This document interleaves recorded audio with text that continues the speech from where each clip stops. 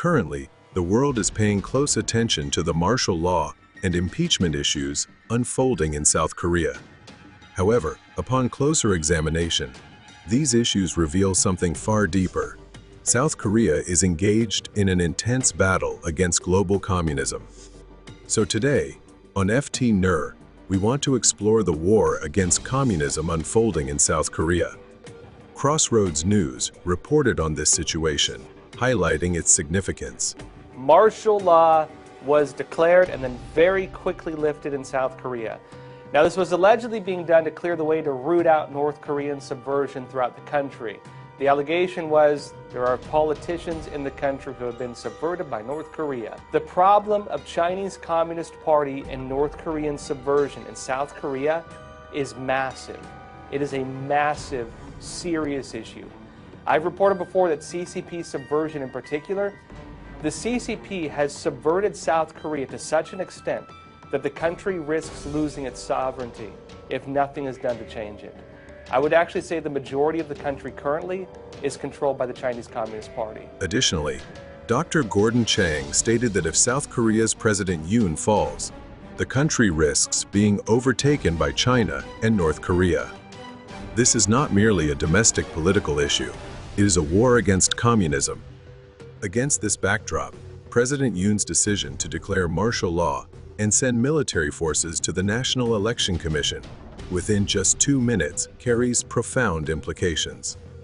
Why did President Yoon deploy troops to the NEC immediately after declaring martial law? For years, the Chinese Communist Party and Russia have been accused of interfering in elections in key countries to aid communist-aligned factions. Recently, in Romania, a country of strategic importance to Russia, evidence of Russian interference in election fraud was exposed, resulting in the annulment of the election results. Romania is not an isolated case. Since 2018, election fraud has been uncovered in Iraq, DR Congo, and Kyrgyzstan, all countries that use South Korean-made vote counting machines. The timing of 2018 is particularly noteworthy.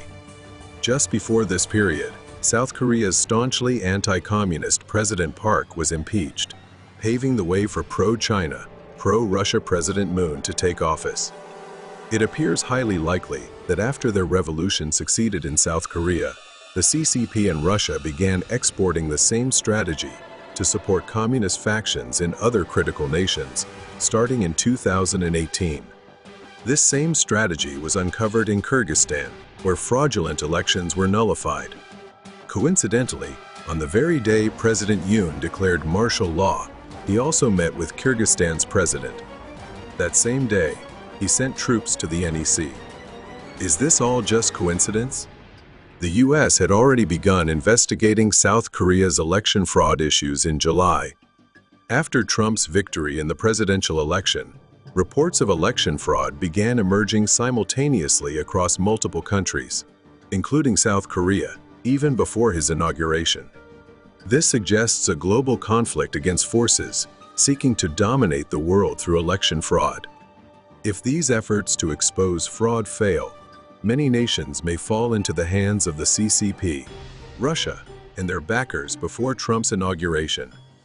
Nations that succumb to the CCP and Russia will lose their freedom entirely, and their churches will be shut down. To those who love freedom and cherish the church worldwide, this is not merely South Korea's issue. It is the labor pains of a new global order.